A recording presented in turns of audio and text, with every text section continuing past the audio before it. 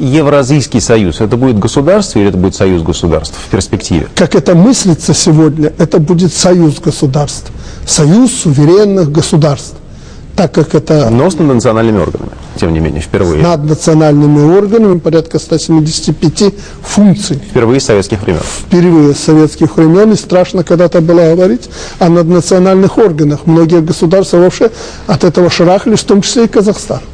А сейчас, видите ли, время прошло определенное, и мы к этому пришли. Александр Григорьевич, трудно сейчас приводить в пример Европейский Союз на фоне того, что происходит в еврозоне. Ну, евро действительно европейцы не очень продумали, это видно. Но у них в свое время была EQ. Валюта такая вот, она была условной, но тем не менее для удобства расчетов.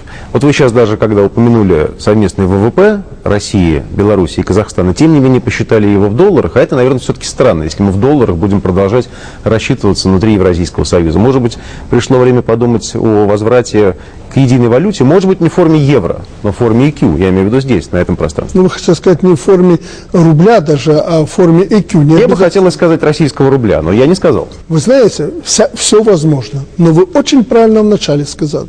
Спешка, непродуманность, непросчитанность вариантов может привести к тому, что сегодня происходит в Европе. Вроде бы доброе дело сделали. Евро сыграло очень большую роль, особенно во времена кризиса предыдущего. И в то же время большие проблемы появились. И, как у нас говорят, и не туда, и не сюда. И не выбросишь Грецию и другие страны на подходе к такой ситуации. Не выбросишь же их, потому что это признать свой провал. Цивилизованный Европейский Союз вдруг провалился. И с точки зрения экономики нельзя их разваливать. И в то же время ситуация очень кризисная. Поэтому все надо продумывать. Дом надо строить, как мы всегда говорили, с фундамента. Но вы не исключаете такой вариант, что мы можем пойти мы сегодня говорили об EQ.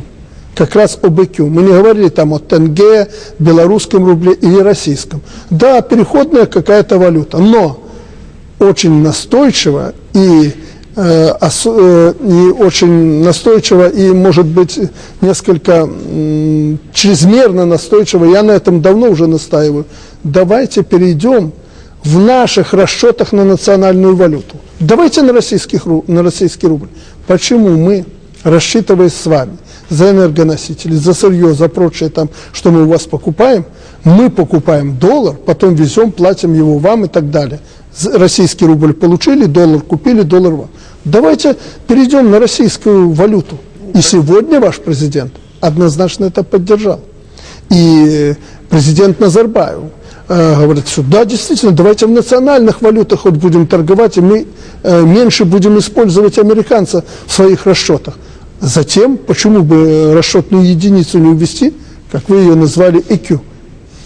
Так мы через это можем прийти, как прошли через таможенный союз к единому экономическому пространству, мы, может, вырулим и на российский рубль, если он будет для всех интересен. А у него очень много составляющих для того, чтобы представлять всем интерес. Где штаб-квартира будет? Вот вам бы хотелось, наверное, штаб-квартира будет в Москве. Нет, я никогда не ставил вопрос о том, чтобы штаб-квартира была комиссии нашей, чтобы она была в Минске. Нет. По большому счету для нас безразлично, это будет Москва с точки зрения собственных амбиций и интересов, Москва или Минск. Наоборот, мною было предложено вашему премьеру и президенту, Дмитрию Анатольевичу я первому предложил, давайте возьмем эту книжку. Помните, у нас был хороший орган в социалистическом нашем лагере. СЭФ вы имеете в виду книжку в начале Нового Арбата? Да, понятно. Есть очень хорошее здание. И тут же не скажешь, что уже Российская империя. Это была международная организация. Давайте мы в этом здании приведем его в порядок. Там все есть. И гостиница, и стоянки, и рядом дом правительства российское. Все, и связь для того, чтобы завтра зайти и работать. Давайте его приведем в порядок. И там наш этот первый орган разместим. Отторжения никакого. Вы все продумали, Александр Григорьевич. Да. Последний вопрос по Евразийскому союзу. Наступило завтра. Союз создан. Наступил 15-й год. Рядовому гражданину. Подожди, Сергей, союз не создан. Это большая проблема. Мы готовы были декларацию подписать. Россияне нас в этом отношении, я так понимаю, поддерживали, чтобы эта декларация была, которую мы сегодня подписали, называлась Европейским Союзом, Евразийским Союзом. Так называлась. Но наши казахские друзья мягко говоря, попросили нас назвать ее так, как назвали, евразийская интеграция, экономическая интеграция. Ну хорошо, давайте в таком виде подпишем. Главное суть. А суть осталась хорошей. Это перспектива наша. Там и о валюте мы сказали, что это возможно, и более тесная интеграция, и переплетение экономик и так далее. Поэтому к Евразийскому союзу мы договорились прийти к 2015 году. Но когда мы обедали вот сейчас, наверное, потому что высоко было, мы так подумали проще, ну почему до 2015 года? Ведь мы основу сделали за 1,5 года. Ну давайте закончим к концу 2013 года. Вот только вот свеженькое буквально.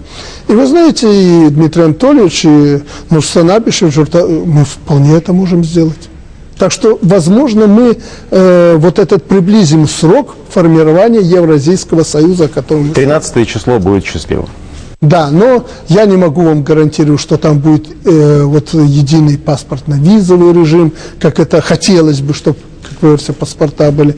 Я не думаю, что нам удастся приблизить Казахстан к тому, что есть у белорусов, чтобы не было никаких пограничных тут переходов и границ и так далее. Но движение в ту сторону началось. Конечно, главное идти. Вот в чем ценность сегодняшнего дня?